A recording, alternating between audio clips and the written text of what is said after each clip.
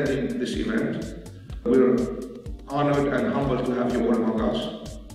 We're here to address some very important issues that are not addressed out there, that people don't want to deal with.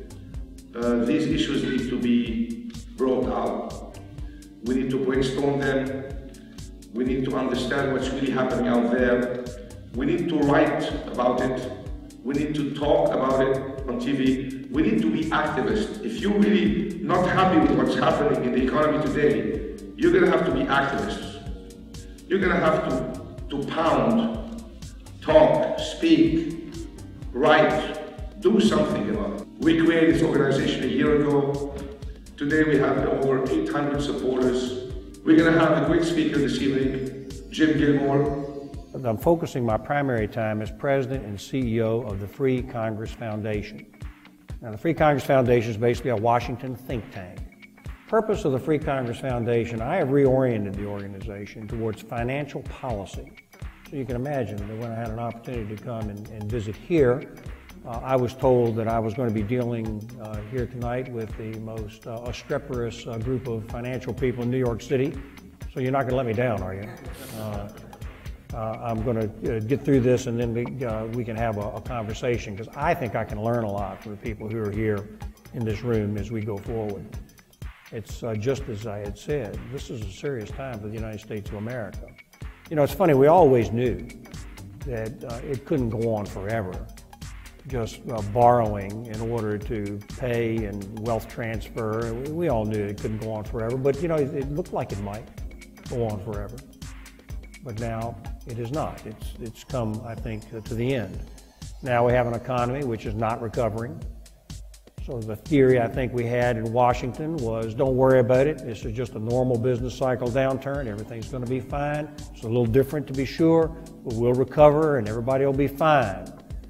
And here we are now after all these years of this type of crisis. We're still at 9% unemployment in the United States. And that's just the official totals. We all know the truth. Most of you, if not all of you, are in the business community. You are taxed too much, a lot too much. And they're taking money away from you in order to transfer money to other people because that is the social policy decision that we have made as a country, except for a problem. You can't finance it. We would have been better off if we had not done the stimulus program, if we had just cut the corporate tax rate to 0. And imagine what would have happened. Capital would have flown into the United States of America, more excitement would have been created, jobs would have been created, unemployment would have gone down, and we could have actually had some type of recovery. But we didn't do that. Instead, they borrowed $800 billion and put it into a stimulus program, which did not work. We at Free Congress want to offer some solutions as to what we have to do, but we are not partisan. We're perfect for this operation. You know why part of the reason I'm up here tonight is because I am carrying on a speech process of a lot of places, a lot of people talking about this issue. Now, I suspect in this room I may be preaching in part west to the choir, but no harm in that, because just as I had said, you've got to become advocates for this problem out there. If you stand around and say nothing, then this country is in serious trouble and we can't make it better. This young woman was telling me that she had to work a second job as a night clerk away from her children because she had to make enough money to put gas in her car in order to get to her first job.